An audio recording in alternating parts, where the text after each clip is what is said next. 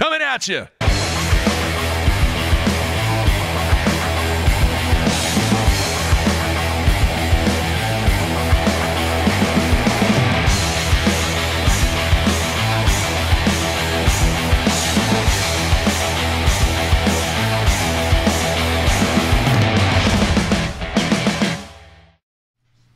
Good Wednesday, everybody. Welcome to BTL Bass Talk Live, where we're going to talk bass fishing and anything else that we want to talk about. Matthew, show number 6 for us for 2019. And we've got a good one. We're going to talk to Carl Jocumsen as he ventures to his first Elite Series event of the season. And he is actually on the road. I believe he's pulled over in Mississippi somewhere. Is that right? It's a lovely state to take a road break in. So we're going to talk to him in a few minutes, get his take on his 2019 season, his return to the Elite Series, and kind of break down what his plans are for 2019. But a couple of things first in our first segment. Number one, I really want to thank Brad Hallman once again for coming in studio.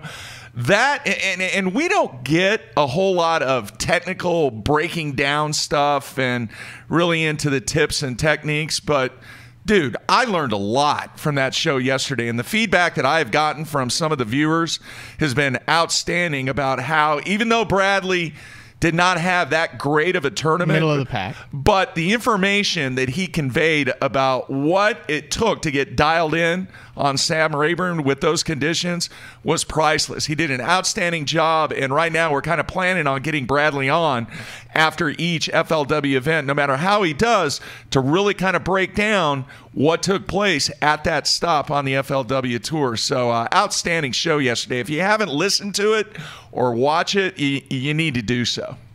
I made a note of yesterday's show. It was significant for one major reason, Mark.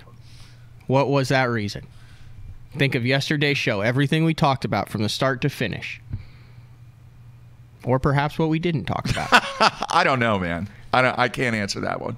First BTL where we didn't talk about the BASS FLW MLF split since it happened. That's a good point. It honestly was. That's a great point. Yeah. First one. I wondered how long it would take, and it took until January 15th, 2019. Yeah. Yeah. No, that's a great point. And I'm glad tournament fishing has finally started.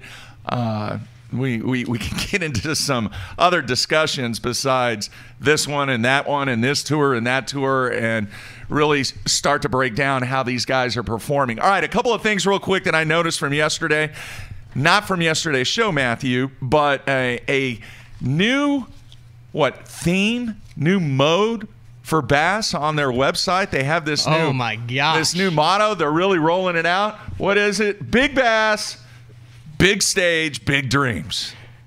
Got and the video, Ricky Clunn videos, the John Cruz videos, the kid videos. You gotta give it up to them. It's a pretty good job. Every single line in that one, you gotta go. It's on the Bassmaster. They sent it email blasted, social media blasted that to all 75 of their anglers, and they all put it on Instagram and Facebook at the same time. It's a kid walking to the mailbox, getting his Bassmaster magazine, putting the hat on, putting the sticker on his truck, going fishing at the pond. Bass realized, and we talked about this going into it, that Bass is way more than the Elite Series. Matt Herron talked about it a little bit too. I agree, 100%. Like they like to say, 500,000 deep. The Elite Series is now 75. Yeah. And when all this was going down, I was worried that the top 100 would somehow crumble the 500,000. Did it not seem like they had completely lost focus, that there was way more than just these top 100 guys? I agree. And this video drives the point home of the foundation that MLF doesn't have. Is this just the beginning, Matthew? Is this just, I don't want to say a battle. Oh, it's a total battle. It is a social media battle. It is a full-out battle between MLF and BASS. MLF has their countdown clock. All their anglers are posting. It starts in 17 days, 16 days, 15 days. BASS has all their guys posting the big bass, big stage, big dream stuff. Yeah. It's wait till this gets started. The propaganda has just begun. I don't know if you call it propaganda, but it's propaganda. It's going to be a social media war, Mark. And I'm going to enjoy the heck out of watching it. You know what's fun about this whole deal? And believe me, there have been some tense times, obviously, between anglers and organizations. But we're just kind of sitting back with no skin in the game because we get to cover all three of them. And it's so cool to get perspectives from all three. But at the same time, I'm sitting back and looking at it from a business perspective also, and there's some very, very intriguing posturing taking place with all three organizations. It's almost like a political campaign between in a way, two. Propaganda. So one comes out with one, and then the other one comes out with something else. Yeah. So anyway. All right. A couple of things from that video, and this is just random thoughts, Matthew, and then I'm going to tie it into some of the announcements that were made on the Super Bowl. Okay, from a marketing standpoint, from a commercial standpoint. I don't know if you saw this or not. I have a question for you. Is Mr. Jordan, all right, is Mr. Jordan still marketable with the Bass brand? Who? Mr. Jordan, the man that won back-to-back classics. Oh. Jordan Lee. Okay, well, there's numerous Jordans. I know. Not Kelly Jordan. Mr. Jordan Lee. Because he's included in that video. Did you notice that? And what has been the big push from the college perspective about, big bass, big dreams, Dude, and all that? I don't know. That is it still you think. a marketable piece for the Bass brand? That's a good question. It is a good question, all right? Because you think about where he has come from, what he was involved with. Auburn, national championship. The entrenchment that he had in the Bass brand. Getting in. Is he still a marketable piece of what Bass is doing? Or did they just show a blip in that video and they're going to move on down the road after that? Because it's pretty incredible what the guy has done. Yeah. It's going to get pushed further and further into the backseat as you have new Elite Series winners, new Anglers of the Years, new Classic champs. I mean, Bass has their fingers crossed that the 20% of anglers that are not fishing Major League Fishing next year, that one of those guys somehow figures out the Tennessee River and comes in with like 25 pounds every day. Yeah. Once again, another intriguing piece about what what if the Jordan Classic wins is like. 3 in a row? What do you do with that? That's what I'm saying, man. It's a quandary. I mean, we didn't think he'd win 2 in a row. Now it's like, why not? Why can't he win 3 in a row? The guy obviously, Is Jordan Lee still marketable by Bass? That's very, very intriguing. And then is question. he marketable by MLF? Because what are you? Absolutely. You're going to market him in what does every single MLF angler say? All right, maybe not publicly, but they know.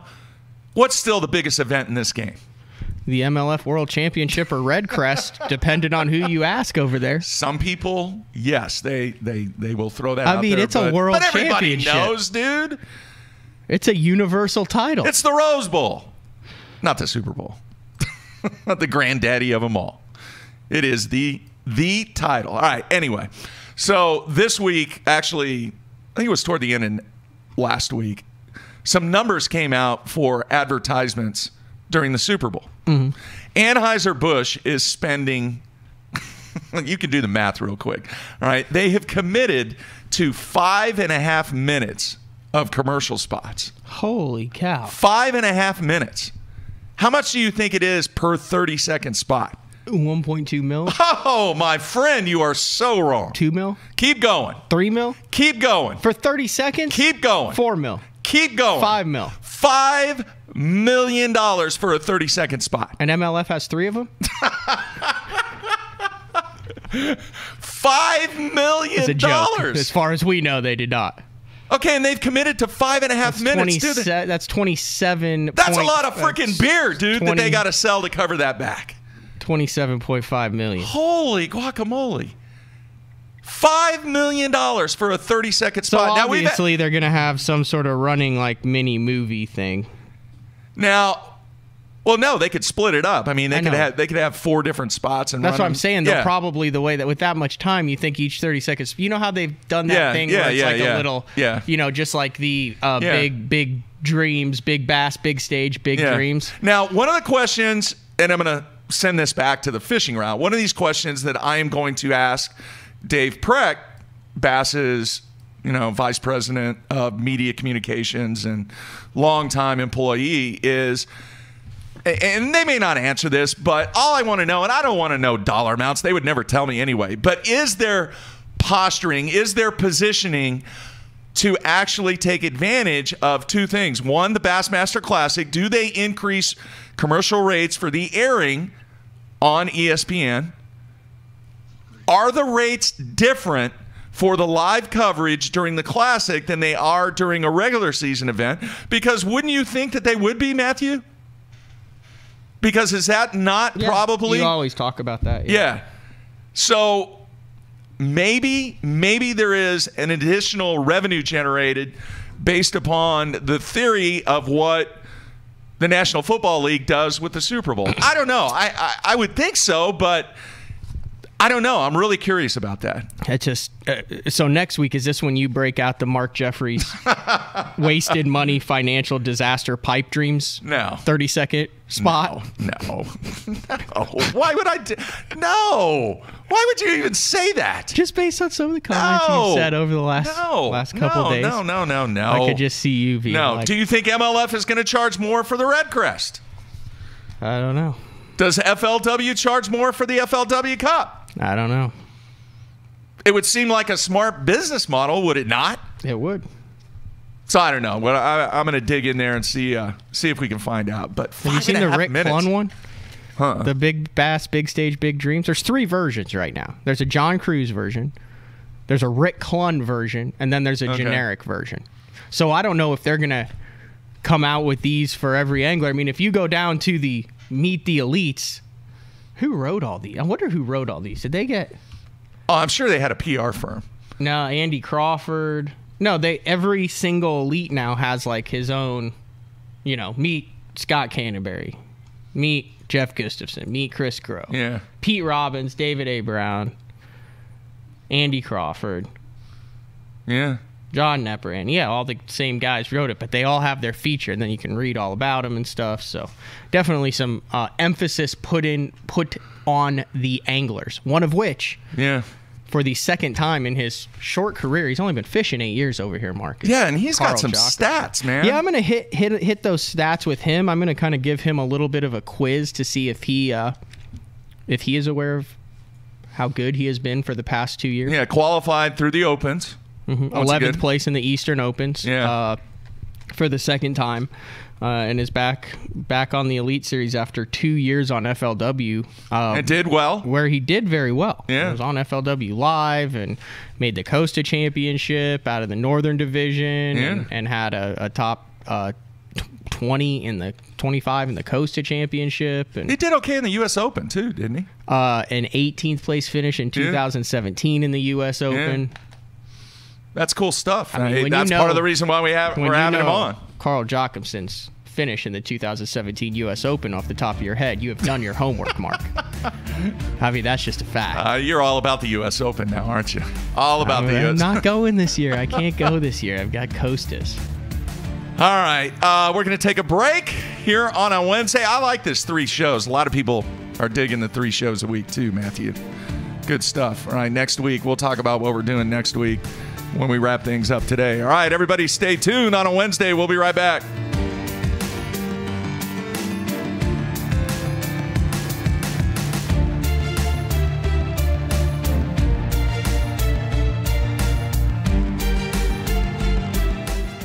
Sleek new design with easy control file. The clearest images underwater with uncompromising range. Live mapping from the touchscreen.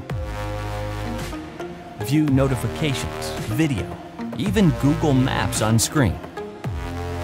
And for the first time ever, real-time view of fish movements with live sight sonar. HDS Live. New from Lowrance.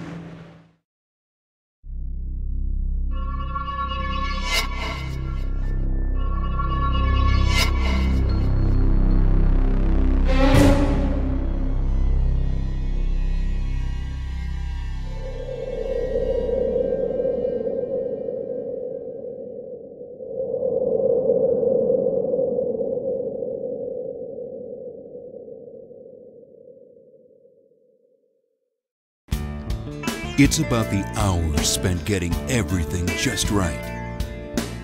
It's the attention to detail. Good just isn't good enough. It's the years spent on the water day after day. When you tie on a bait by Strike King, you're standing on the shoulders of legends. Pros depend on hydraulic jack plates to get the best out of their boats. Do what they do. Demand Atlas performance. Atlas gets you from the bottom to the top in less than 8 seconds, even with the big 4 strokes. And when you gotta turn right around and get that heavy load back up in rough water, Atlas's innovative design and American-made components will get you there with confidence. I'm at Depot. Just look for yourself. There's an Atlas jack plate on just about every professional's boat. The Atlas hydraulic jack plate. You can depend on it.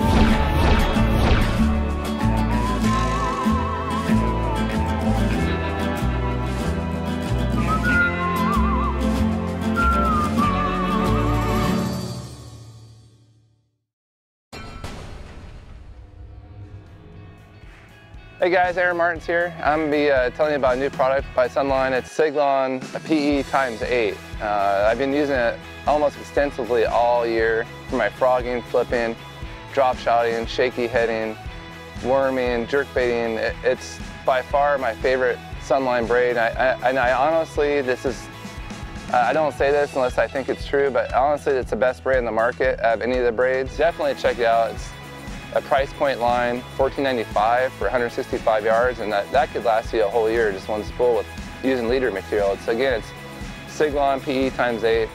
It's my favorite braid, and I think if you use it, it'll be your favorite braid too.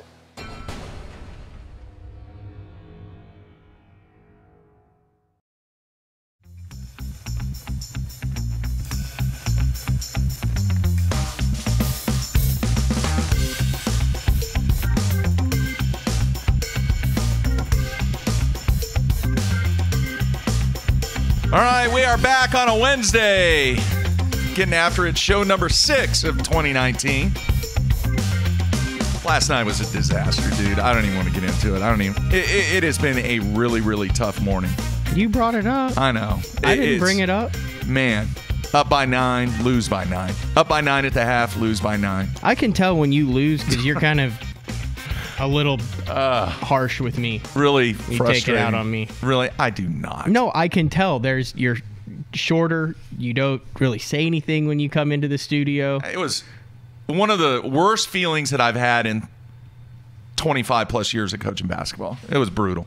Anyway, but I'm excited for the guests that we're going to have. And as you mentioned earlier, Matthew, really has turned his game around, and in the last few years has really put up some very, very good numbers from a performance standpoint. Very impressive numbers. Yeah. I'm curious if he knows what his numbers are for the past 2 years. Maybe. All right, let's bring him in. Carl, you there, man? Yep, I got yours. All right, how you doing? Going good, going good. All right, in Mississippi, is that right? Yeah. Yep, we're about the midway point to Florida, so getting down there a little bit early and going to fish the Bassmaster Open and just want to get the boat dialed in and get in Florida mode. So rig is fully wrapped and ready to roll, and we're just getting down there so we can be 100% ready. The last time I was in Mississippi with Mark Jeffries, who were driving through, we stopped at a gas station, and you'll remember this. That was when I discovered Purple Drank. Yes, that was many, many years ago. Lean, slow your roll, the anti-energy drink. Feeling a little anxious, you can drink some of this Purple Drank, and it will calm you down, kind of ease your nerves. So Mississippi is where I discovered that. So you might want to stop and pick some of that up before the hectic season starts. That's the truth, is it not? Yeah, it's sketchy around here. It was hard to find somewhere to park where we didn't feel threatened. Yeah. All right. Well, right off the bat, and then I know Matt has a lot of numbers, but you've really turned things around, Carl. There's no other way of putting it. You struggled early. You're kind of paying your dues and definitely earning your way to the level that you're currently at. What was the big turnaround, man? What was the difference for you? I don't think it's been really like a turnaround. I think it's just like a slow progression, just slowly, like you said, paying my dues, and it's kind of like doing a degree. And just this one, I started a lot later than everyone else, and it takes a long time, and I'm doing it the way that is kind of ensures the long haul, and I'm in it for the long haul. And so building those blocks and doing things the right way takes a lot longer, and that's what I've been trying to do. And I think what you've been seeing the last 2 years is basically the block starting to come together from the previous 7 years of pure learning and just concentrating and putting 100% all into this game, and that's all just starting to come together. Sit down, Rick. You talk about the blocks. I mean, you've been putting a lot more blocks on what you're building every year. You go back and you combine all the tournaments that you fish. I mean, you've got 80 under your belt since 2011. You're averaging 10 tournaments a year, either at the Elite Series, the Tour, the Costa, or the Open level, and that doesn't include all the other smaller jackpots or team tournaments or U.S. Opens that you fished. I mean, you've put a big emphasis on fishing a lot of tournaments, as many as you can. I know you're always traveling. You fish multiple Open divisions or a Costa division along with it. I mean, have you ever gotten even close to burnout with that many tournaments packed into that close amount of time? Early on in my career, 100%. Like I've come very close to going home and quitting and all of that, more times than I'd like to imagine. But over the last, pretty much what I've tried to do after the first couple of years, and just trying to get around American culture, just living here, no family, no friends that I had for 26 years, all these so many little things that I had to go through that most really don't. It just that in itself took a long time, and what I kept trying to do is like find, okay, this isn't working. Like, I don't want to do this forever. This sucks. Like staying in the cheapest hotel and getting my stuff stolen and all the works one after the other. And what I've kept trying to do is like, okay, that sucks. What else is there? And then we found the camper. We actually found the back of the truck, and it was better. And I'm like, this really sucks. I can't compete against the best in the world sleeping out of the back of the truck. Then we found the camper, and basically what I've done is like tried to improve my life in every other aspect away from fishing. So because what you're trying to do is when you're on the water and you're fishing, it's like the greatest time of your life. That's what I live for. That's what I love. But you're only doing that for a certain amount of time. And then the rest of your life, like traveling and being on the road and all that stuff, if all of that sucks, then majority of your life sucks. And then you don't fish good because you the whole time you're like, oh, I'm going back to this hotel room, I'm back on the road, I'm away. And so the last couple years, having the New Lands camper and having Kayla, and Rue with us, and we're just like a team, and really trying to enjoy our time on the road and doing what we love. When you start to be happy in that side of things, then I think it transfers onto the water as well, because then your whole life's starting to pull together because you're enjoying everything, not just on the water fishing.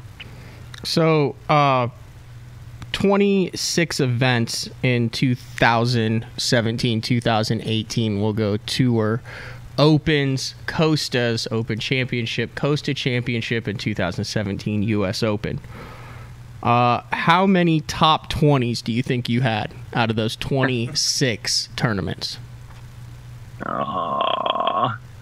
Maybe 10. I'd like to think 10. Yeah, you had 11. 11 No. top 20s out of the 26. You had 5 top 20s out of 14 FLW Tour events. I went back and was comparing that to, there's a number of guys who fish like the tours and the coastas. I mean, dude, that's one of the better resumes in the past 2 years out of everybody that's doing this gig for a living. That's awesome. I like hearing that. It's definitely that is shown in my life and my career and financially and everything, because coming out of the Elite Series and what happened and everything there, like we were in debt. Like it was a bad deal, and we had to scratch and claw and to get out of that. And the last couple of years has actually done that. You kind of try and blame everything else, like it's really, it is so tough, and we'll talk about that. But really, you have to catch them, and it's in any sport. It doesn't matter what sport you're in. You have to perform. If you don't perform, then things aren't going to be great. If you perform, things are good, and you get rewarded for that. And kind of my performance and on the water has gotten us back to like sort of re-energized. Got my career on track and things like really moving forward. So going into this year, 100% never been in a better position in my entire life. All right, I want to go to the instant feedback, a number of questions. Greg in Canada wants to know, is Bass going to allow you to stream live feeds from the water this year? They are, which is a huge deal. Just little things like that have been, stuff that we couldn't do in the past. And for me, coming from Australia and doing what I'm doing my whole life, all I've wanted to do is show people what I'm doing. Like whether it was in Australia, like always trying to convince people how cool fishing was and how amazing it is what I'm doing. Like, you need to see this, you need to come and do that. And you could never show anyone, like you just had to tell them, and that was it. And then once I moved over here, I really thought that was going to be a big struggle, was like keeping my fan base that I'd built over there and keeping people informed and showing them how amazing it is over here.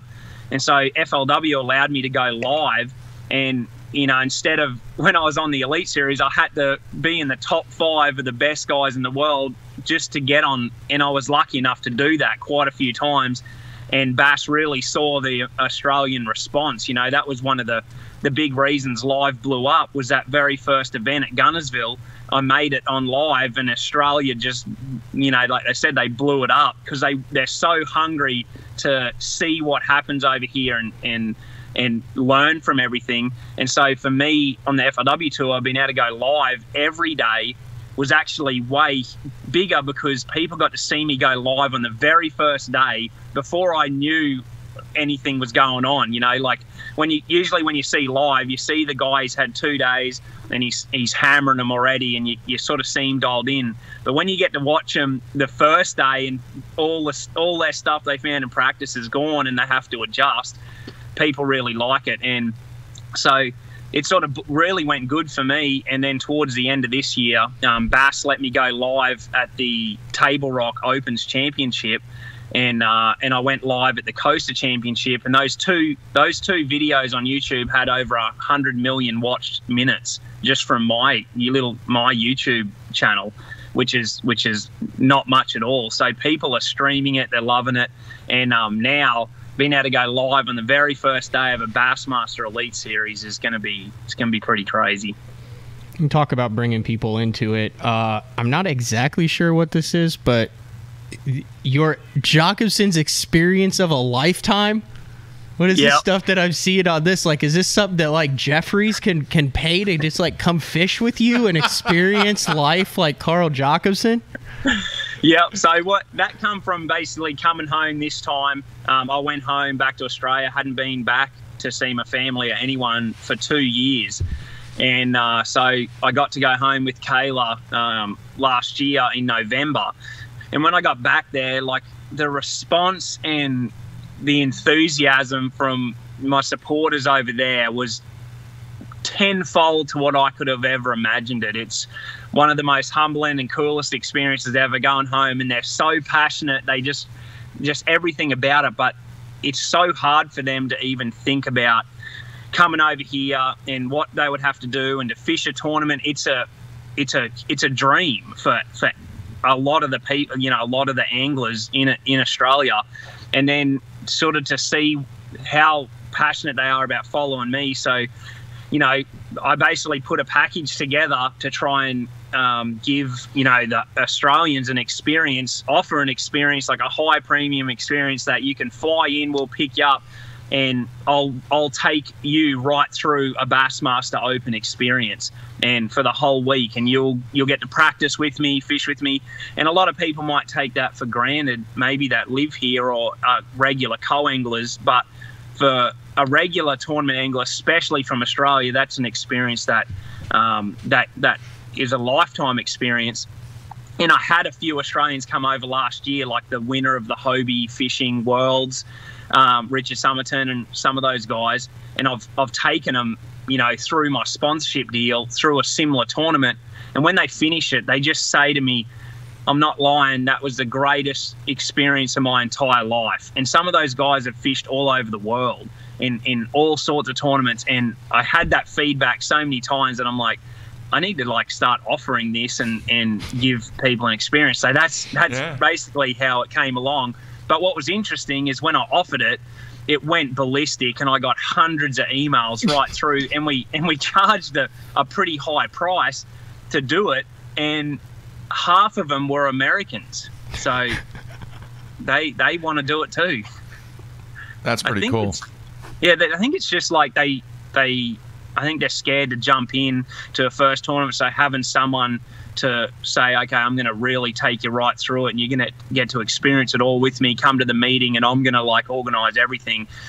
It worked out perfect too, because the Opens, I haven't got as much pressure on me with the Opens trying to make the elites and all of that. I'm more fishing them just to keep fishing, and I want to obviously win and make the Classic and do well, but when the elites were on the line, I was putting a lot more there was a lot more emphasis on it, I suppose. So you're booked. Are you booked for all the Opens then? Yeah, yep, all 4 were sold out within the first. That's cool. That's really cool. They're paid. Yeah, that's a heck of a deal. Yeah. That's smart. That is very cool. All right, Corey in Tennessee wants to know, what glide bait did you use at Table Rock? Yep, so that one is Brandon's one that's coming out in a few weeks. Not a sponsor of mine, but Brandon's helped me in a lot of different ways. And he threw me that bait, I think, about midway through last year. And he said, let me know what you think. It still needs tweaking. And tell me what you need and what you think could change on it, or just what my opinion of it. And the thing swam really, really well. I was super impressed. I have another glide bait that's kind of my go-to, but I actually threw Brandon's. It's going to be a really strong bait, and I led the Gunnersville Championship on it with there was 580 boats on the water on that first day, and I was leading after the first day with the 200 boats in our field, and on that bait. And then Table Rock, I made the big comeback and almost won that. Well, I had the fish on to win that too, so back-to-back tournaments, that bait almost won me 2 championships. Very cool. When's it coming out? I think next month, I think February. Okay. All right. Thomas in Virginia wants to know, coming over here starting from nothing, how did you grow your sponsorship resume and portfolio?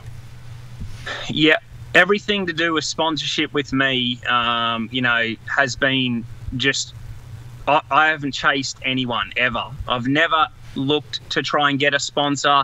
I haven't chased anyone down. I've never asked for sponsorship.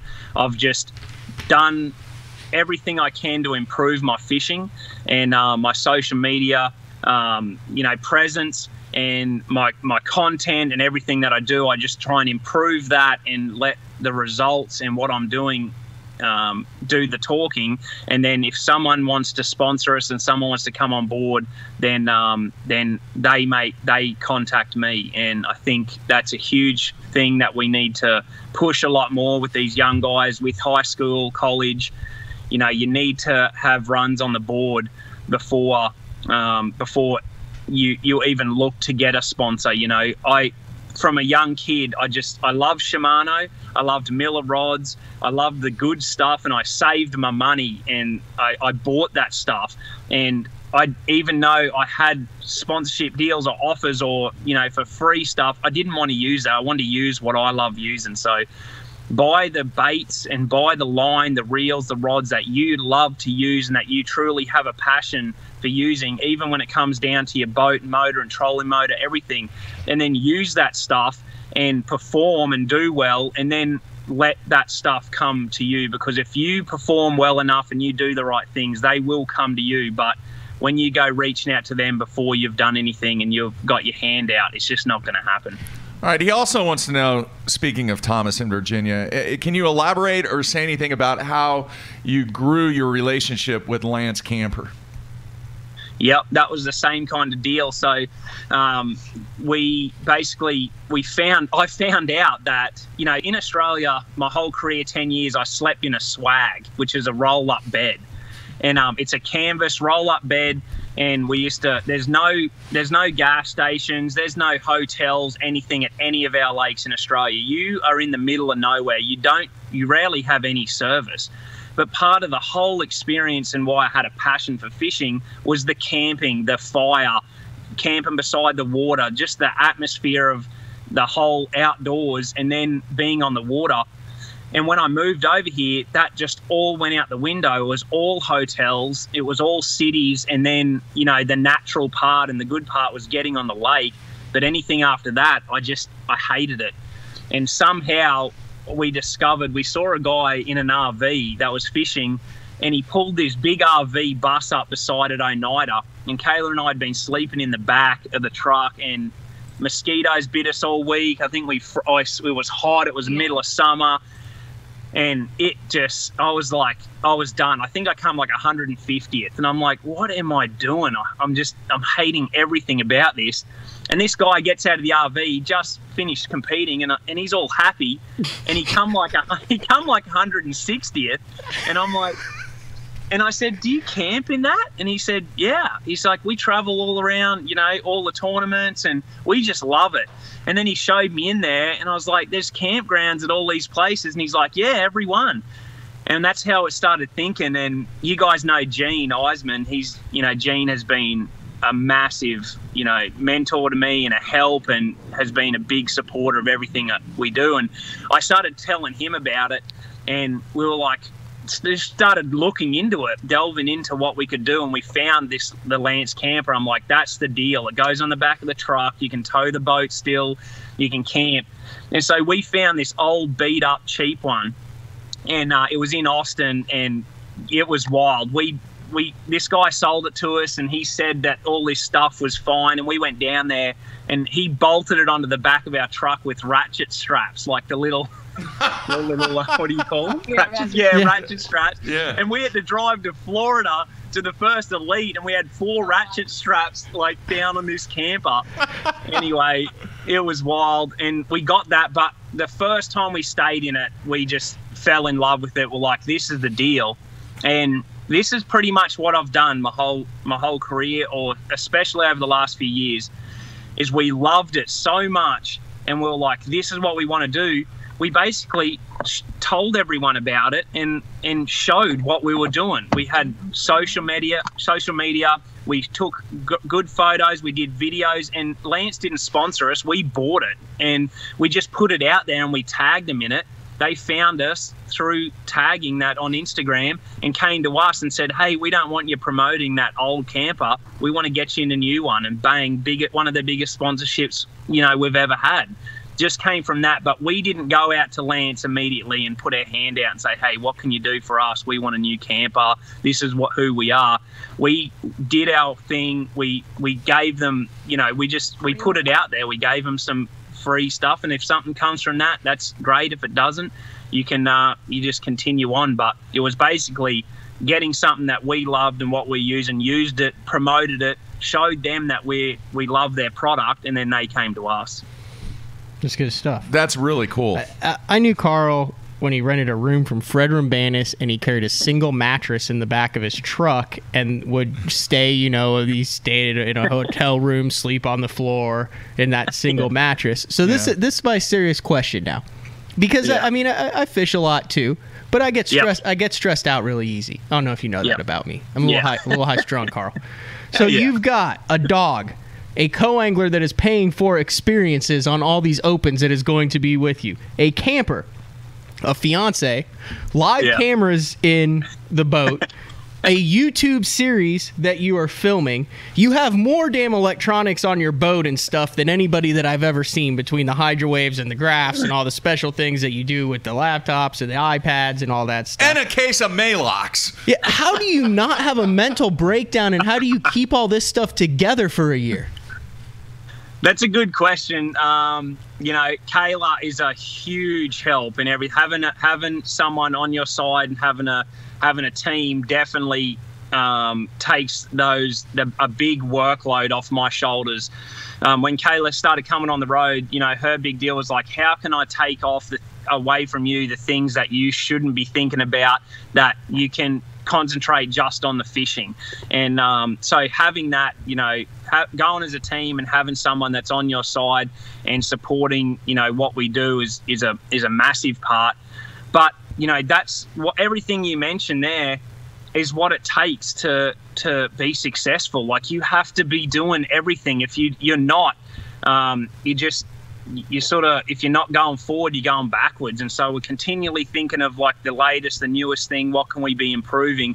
But there's also like a massive balance. You know, you got to be careful. Not, like you said, like you can definitely get too stressed out, too much going on, and then you're not thinking about the fishing. But I've just found a way to kind of have a good balance on all of that, work super hard, but not let, you know, fishing or, you know, all that other stuff affect what really matters, which is, you know, even the smaller things, relationship with Kayla and having a good time and having fun, keeping the fun in fishing, because once that goes away, I'm telling you, it's short-lived.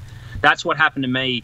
The first few years now, I was like, I'm just not having fun. So why would I be doing this if I'm not enjoying it? I just wanted to go home. And now, I mean, you got to keep pushing through those tough times. You can't give up, but you got to change things as you go. If you're like, this is stressing me out, this is unwasted energy. This is wasted energy. Why am I stressing about that? You got to figure out, how can I change that to make it better? And I'm getting better at like quickly changing that. When something's totally stressing me out, Kayla will be like, why are you doing that? Because, you know, this is doing this. And I'm like, yeah, that's not good. So I need to like take that away. But, you know, if you look at Iaconelli, you listed all that. I look at Iaconelli, he's on another level again. Like he's got his hand in everything.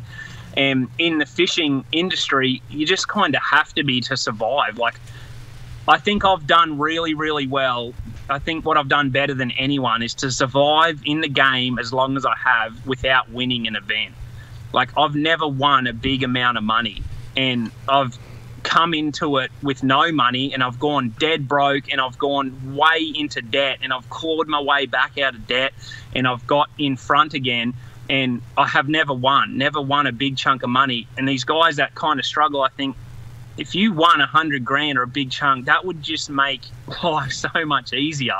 It would make things a little bit more smoother. But at the same time, I think I've learned to welcome the adversities and welcome those brick walls, because without that, if you don't have that in leading up in your career, and I've seen it a million times, and I've surpassed hundreds of guys. I've literally seen hundreds and hundreds of guys since I first moved over here that are in the same shoes as me, that said this is what they're going to do and this is why, and they're going to compete, and they've quit. And it's just because it got too hard and they didn't want it for the right reasons, or they weren't enjoying it. The building blocks weren't there, and when that adversity comes, it gets too hard. Where if you get adversity early and you get through the adversity, get through the tough times, when it comes now, the worst thing in the world could happen right now, you know, besides if everyone's healthy, that's good, but anything could happen, and I will honestly shrug it off. I know how to take that. But 2 years ago, 3 years ago, something could happen with a sponsor, or this could happen on the water, and it would shake me. And you got to become unshakable in this. And the best guys are unshakable, like Van Dam, because they've had probably adversities right through, led up to where they're like a brick. They're a solid brick wall. But if you just have things easy, you win an event the first year, you win all this money, all this thing comes, you make the classic, you start taking things for granted, and the next year you have a tough year, or these things start happening to you, you just don't know how to handle them. And then, you know, we've seen guys in bass fishing win $1 million in one event not that many years ago, and they're not even, some of those guys aren't even fishing anymore, and they won $1 million. Like that's crazy. And it's because it's because they I think that they just haven't had that fight to get to there. And your first self-help seminar that you'll be doing with Tony Robbins is when? Well, I get lots of questions, lots of things, especially from high school, college guys, and from what I can tell, a lot of kids and a lot of people, they want exactly what I've got now, but they want it now. And I'm like, you don't realize. And everyone keeps saying to me, man, you smashed them this year, or what's changed, whatever. And I say, I better. Like, I'm on my 9th year of going at something. I've gone a 9th year at 110%. I've never backed off, never wavered in anything that I've ever said. Like, this is what I want to do, and this is the reasons why. And it's because I love it. I have a passion for it. And so when you really love something that much, you sort of, there's just nothing's going to stop. But I'm on my 9th year, so I better start catching them. It's interesting, Mark. We sit around and you look at the standings for a tournament and stuff. And Carl first started fishing, and he wouldn't catch him. He'd say he'd catch him. He'd say, "Holy cow, Carl caught him! Did you see that? That's cool." Well, now the last couple of years is kind of a testament. You've been catching them, and we're not really saying anything about how you're catching them because, well, yeah, Carl catches them. Yeah, it's like one of the guys said, you as long as people want to help you that are out there on tour with, they don't kind of see you as a threat. As soon as they start ignoring you and not giving you tips, that's when you're doing something right, because they don't want you to beat them. Yeah, yeah, 100%. That's a good point. All right, I want to go back to the instant feedback, and then we'll wrap this thing up real quick. Nitro Z18 said, Brad Hallman said on the show yesterday, there is no substitute for time on the water. Does your success depend entirely on technology, and do you feel you're at a disadvantage due to your lack of experience on U.S. waters? Brad is 100% right. There's absolutely no substitute for putting time on the water. That's what it's all about. And I honestly think I've put more time in the water than most. If you look at last year, and in my whole career, I start actually doing well towards the back end of the season all the time. Is because I start fishing. It's like I'm fishing non-stop, and the decisions you start making come faster, come quicker, and you're just making better adjustments. And but it has to be a mix of both. Now, you can't just be a good on the water angler. You arrive and you figure stuff out. You need to have a bit of both. I think, especially now, this is the new, I see the fishing industry as 2 eras: the information era and now, which is the no information era. And if you make it to the elites or MLF or wherever, you better know what you're doing, because no one's coming to help anymore. No one's coming to give you spots. No one's telling you this is how to catch them here. You better be well-rounded. You better have fished all over the states in all these different areas. And in saying that, the reason why off the water is just as important, and on the water, I think now, is you need to be able to do those Google Earth, you need to know your mapping, know your contours, know how to study a Google Earth map and a Lake Master style map, and do that off-water study before you get to an event. Because a lot of the time now, or all the time now at this level, there's no information. No one's telling you how to run a place, get into a backwater. There's none of that. It's up to you. And that's what I love about it. I like it that way. That's how I want it. I'll hit this real quick. This answers that question. Like I said, I knew Carl back with that. The guy has spent more time on the water than I would say a lot of the guys on the Elite Series. You come over, Carl would fish. That's all he would do. He would have enough money to fish. He would figure out a way. Hey, if I room with this guy, if I bet this gives me another tank of gas. He would go to Elite Series tournaments where they had the Elite Series, marshal, and then stay an extra week and a half. So here's some quick numbers that puts this into perspective. How a guy who's bass fished in America for 8 years can kick everyone's ass who's done it for 20 years. Let's say you are a hardcore tournament angler. Let's say you fish 8 days a week for 10 months out of the year, or 8 days a month. That's every single weekend, Saturday, Sunday. You've got a job that's 10 months out of the year. That's not taking anything. That's 80 days a year that you're on the water. In 5 years, you're going to put 400 days on the water. And you're a hardcore guy. You're fishing 2 days a week for 10 months out of the year. Carl can come in and in a year and a half put 400 days on the water because he's stringing them back together. Then you extrapolate that, and what Carl can do in 3 years takes a hardcore tournament angler with a job and a family 10 years to accomplish. No, that's a great Plus, point. he's able to put more together because it's not Saturday, Sunday, then worrying about other stuff the rest of the week, then starting it over. He's able to sit there and compound on it and learn and get on bites and continue his progression. So that's how you see these guys. Polinick's another example. Heck, the guy's 20-something. How does he come on? How does he win? You've got guys who are stacking day upon day upon day, and they are compacting a decade of experience into a year and a half, and that's why Carl is where he's at right now. In my opinion. All right. Carl, a couple more on the instant feedback real quick. Cole in Indiana wants to know, what Hobie do you carry with you on tour, and is that your preferred model because of space? Yep, I carry the, well, we used to have the Outback, but now Hobie does a brand new Outback, and I can tell you it is the best kayak that I've ever been in. If you're ever looking at one, the new Hobie Outback is the one, and we have it on the roof of the camper. I'm actually building a brand new one right now, a full-on fishing one, has like the EVA deck on the floor, and putting my Humminbird sounders on it, and like basically fitting it out like a mini bass boat. So if you're going to look at one, there's no doubt the Hobie Outback's the one to look at. All right. Greg in Canada wants to know, when 2019 ends, what's going to be a successful season for you? You know, in my mind, I honestly feel like I can win Angler of the Year this year, and you know that will probably be number 2, but number 1 will definitely be I'll be fishing the Bassmaster Classic in 2020. You know, in my mind, you have to aim high.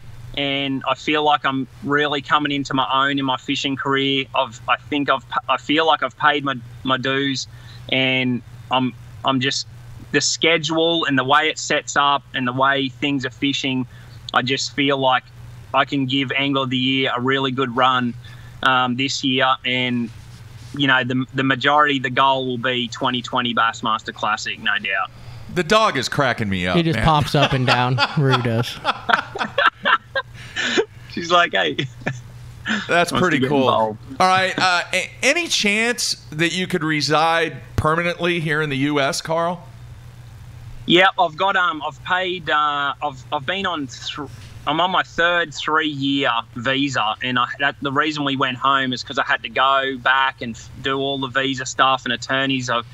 It's cost me $22,000 to live here and earn money for the last 8 years, legally. You know, so that has really sucked. Kayla and I got engaged last year, which is the coolest thing ever. But that people think, oh, you're good to go, or everyone was like, just get married to Kayla and you'll be sweet. But it just doesn't work like that. You have to go through all the same rubbish. It's super frustrating. All the legal stuff. It costs thousands and thousands of dollars, and you have to fly back to Australia, go through the American consulate, do interviews with attorneys, and it's a madhouse. But I've got 2 more years on this visa, and then I can turn it into a green card.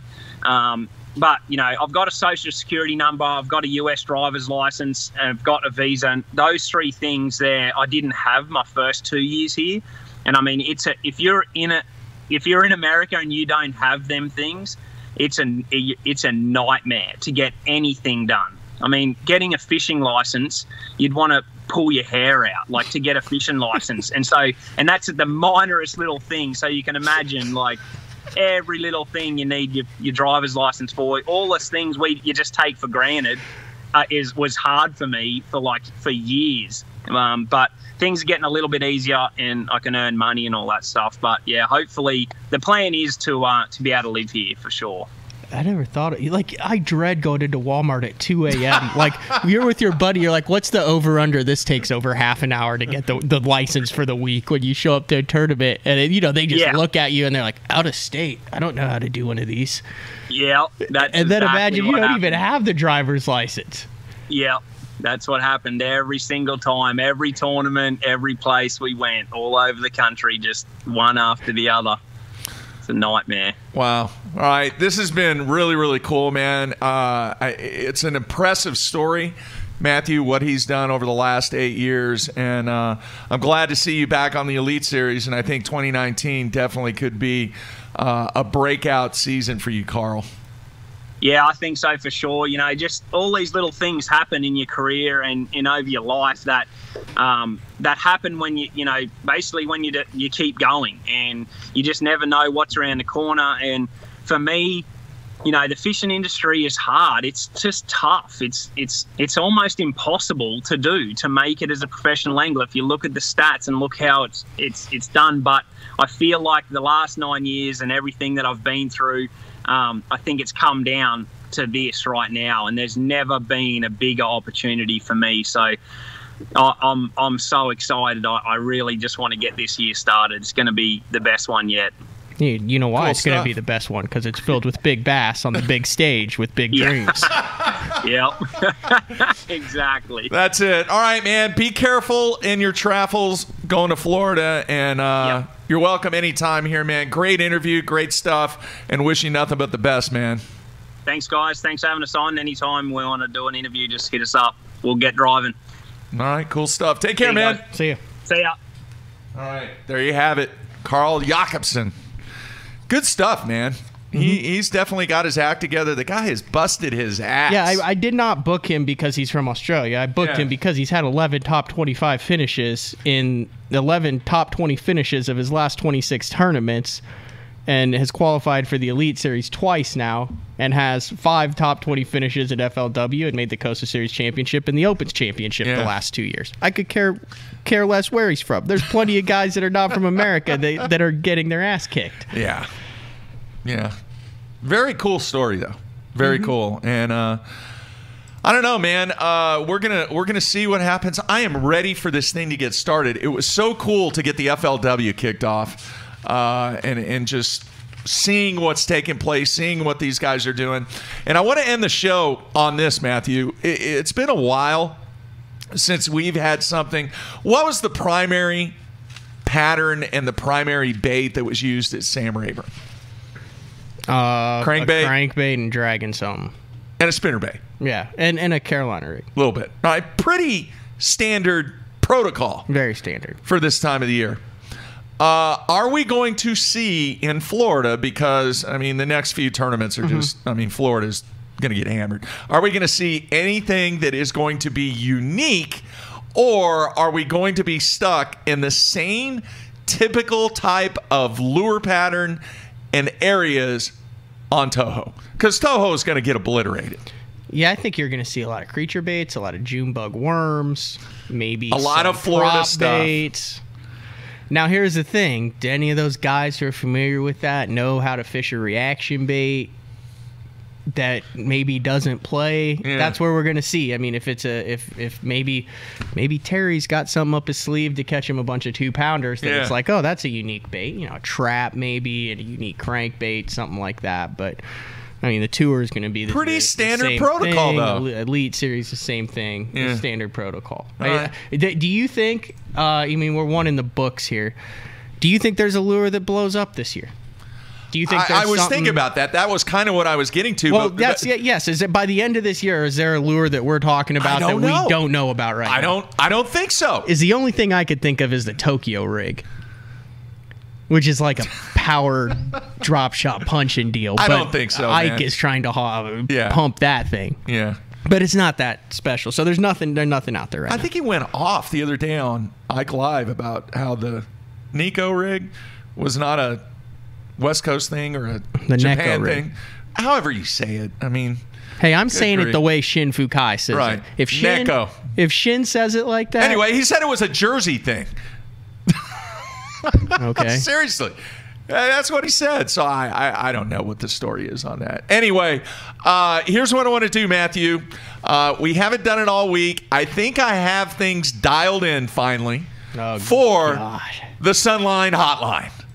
Right underneath the video, folks, you see the number. I don't have it pulled up. It's 405 something.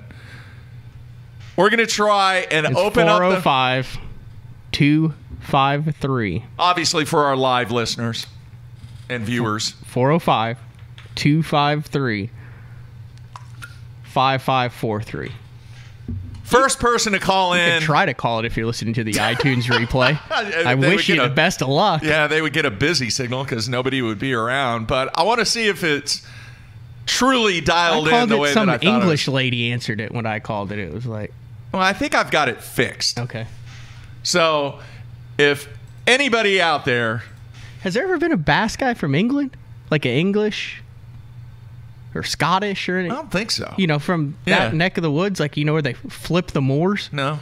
Italy. Yeah. Yeah, that's, but none of the, like, Wales. I don't know. Maynard wants to know, how come a chatterbait didn't work at Rayburn? Because I think the fish were too deep. I think Miles Berghoff might have thrown one and had a top 20 on it. Really? Yeah. I don't know. Don't know. Anybody going to call us? Anybody going to try? I'll give you something. I'll figure out something. I've got a nice box right here I'm going to ship it in. The Alabama box. Did we give him? Okay, here we go. Let's see here.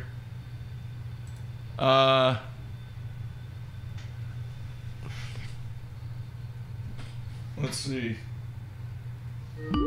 Oh, geez. Obviously, that didn't work. Let's see here.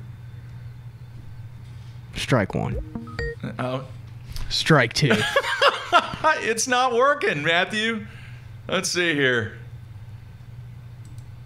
You got an 0-2 count. Oh, no, let's see here. Anybody there? I'm here. Oh, my gosh. Oh, my gosh. I think I have two calls. Do I have two callers? One at a time. Okay, Len in Illinois. We got Glenn in Illinois. Who else do we have? Rusty from Missouri. Holy How cow. did I get You two just calls? merged two calls into one. This is a BTL first. Glenn and Rusty are part of history. I have no idea how I did that, but This opens up so many opportunities now for now. You have no idea the potential that now exists with our show booking. I don't know how it did it that way. You just magically merged two calls. I know. I don't know how I did that, but the screen is blowing up in the software. Anyway, Rusty. Who do we have? Rusty? You there, man? I'm here. All right, in Missouri? Yes, sir. All right, we're out in Missouri. I'm over here in Deloge, southeast part of Missouri. Okay. Right next to about 8 miles from Farmington. It's probably the biggest city close to us. Okay. All right, very cool. And who else do we have, or did he just had hang Glenn. up? Did Glenn just hang up? No, it's Len. L-E-N. Len. Oh, And, Len. Yep. Len. Western suburbs of Chicago in Illinois. Nice. Okay, who's my... I know Steve Mui, Fish Against the University of Illinois. He's up there in Chicago, I think. There And also you go. Chris Well, Groh. I had to turn the volume down on the live feed because I don't want feedback, so I Right. can't hear the other side of everything. So Okay, now here's a question. Can you hear Rusty? yeah. No. You cannot hear Rusty. All right, so I So you've got some weird portal going on here. I have no idea how this I works. just started watching Stranger Things on Yeah. Netflix. I'm like Yeah. halfway through season 2. Yeah. We got like a weird portal going on here. All right, I'm gonna keep working on it. But the good news is we don't have the phone ringing when I have two people on the line. I had no idea. Good grief. Well, you look like you're doing a show in Alaska there, Matthew. Well, you don't ever have that heat on I in do. here. I'm fine. Anyway, hey guys, thank you so much, and do this, both of you. Well, what do they have to say? Do you have anything to Hey, say? I got a question for you guys. All right. Len here. Okay. What jumps out there and makes you think that MLF is going to do anything different that Bass hasn't done in the background? You know, we watch Bass jump around from Discovery Channel to the Outdoor Channel to ESPN to mainstream. So what are they going to do different to oversell Bassmasters or the FLW Tour? Besides just have money behind them. And we know Cronky's pulled money before, so... Mark? One more time, because he was breaking up a little bit. No, you're just thinking of trying to how to answer the question. He was crystal clear, Mark. No, one more time. What was your question again? I'm sorry. How is MLF going to outsell Bassmasters when Bassmasters has already done an avenue of selling with? We watched them go from ESPN to History to the Outdoor Channel to Discovery.